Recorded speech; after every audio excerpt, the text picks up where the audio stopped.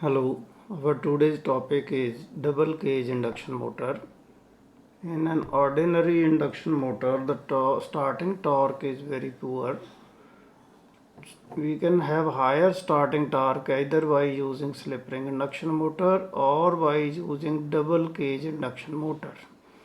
Double cage induction motor have the only difference with the ordinary induction motor that its rotor is designed for two independent cages short circuited at both ends. These cages are named as inner cage and outer cage as shown in this diagram, and the flux produced by these cages is shown here in this diagram.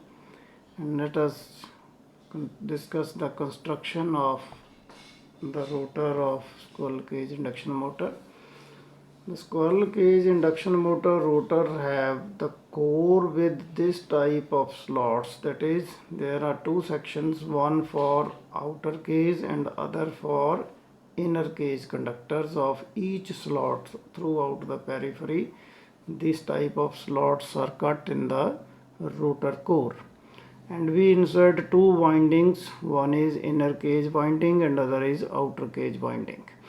The outer cage winding is made of brass bar conductors inserted in outer cage slots and short circuited at both ends, and inner cage windings are copper bar conductors inserted in the inner slots and short circuited at both ends to form inner cage. Now, the outer cage windings have high resistance owing to the material, that is brass, as well as the low cross section area, small cross section area. These windings offer high resistance. The reactance of these windings, outer cage windings, is low because these are placed near the outer periphery of the rotor core. So the flux produced by these conductors will link with these conductors and then link with the stator conductors. The leakage flux which link with these conductors only is very small. Therefore, these offer low reactance. And the inner cage windings, being made of copper and having large cross sectional area, have low resistance as compared to the outer cage, and these are inserted in deep slots. Therefore, the leakage flux in this winding is much more. This all is leakage flux, and then the flux produced by it will interact with the stator winding. So these windings have high reactance. So once again we can sum up that outer cage windings have high resistance, low reactance, but inner cage windings have low resistance and high reactance. Then there is a slit provided between the outer cage and inner cage slots. This cut between these two slots is called slit. This slit is provided because if it is not provided, then the flux produced by stator winding will link with only outer conductors and not the inner cage conductors. So this split is provided so that the flux should not pass this way and it should link with the inner cage conductors as well. So the stator construction is same as that of ordinary squirrel cage induction motor. Now let us see how the winding parameters, that is resistance and reactance, affect the characteristics of the motor. Now we know that maximum torque produced by an induction motor is inversely proportional to reactance.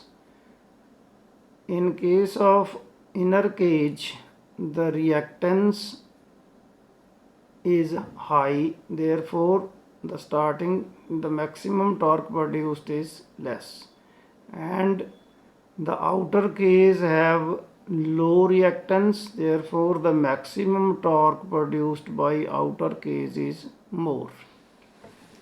So at the time of starting, The rotor frequency and stator frequency are equal because the relative speed between the rotating magnetic field produced by stator and that of rotor conductors is synchronous speed. Therefore, rotor frequency is equal to supply frequency.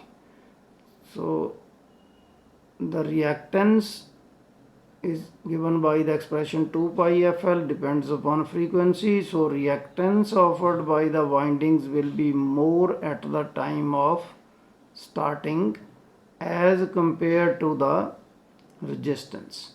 So we can say that resistance of the windings is negligibly small as compared to reactance. Therefore, the division of current will be determined by relative reactances. That is, more the reactance, lesser will be the current. Lesser is the reactance, more will be the current.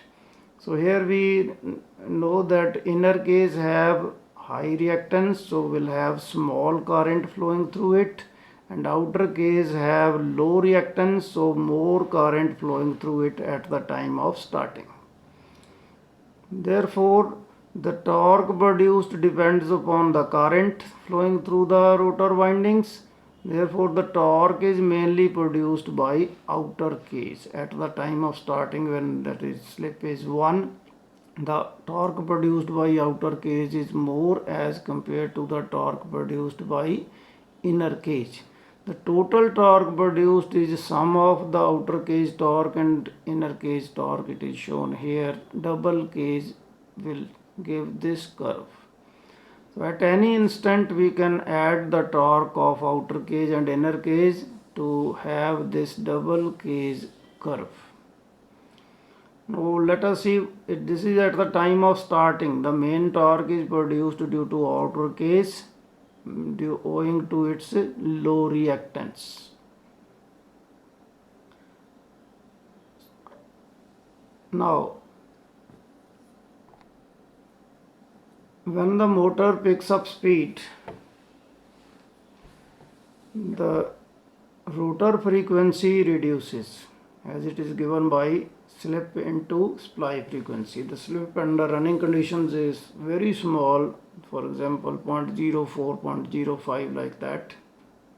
So running frequency of the rotor is very small, Fr is equal to Sf. Therefore, the resistance of the winding will dominate the reactance. If F is small, the reactance 2 pi Fl is also small. Therefore, reactance is negligibly small as compared to resistance. So reactance can be neglected. Therefore, division of the current determined by the relative resistance. It means under running conditions, the current through the winding having low resistance will be more as compared to the winding having higher resistance. Therefore, the current through outer cage is very small as compared to that of inner cage. The main current flows through the inner cage under running condition. As a result, under running condition, the torque developed by the inner cage is more as compared to the outer cage. That is, we can say that torque is produced mainly by inner cage. Under running condition, the torque is produced by inner cage. The total torque is given by the torque produced by inner cage plus torque produced by outer cage at every instant. So if we watch the characteristics of this motor provides good starting torque as well as good running torque. So as far as torque characteristics are concerned, its characteristics are much better than the torque given by the ordinary induction motor, which is similar to the inner cage winding torque. So as a result, we can conclude that the motor offers high starting torque when it is having double cage rotor.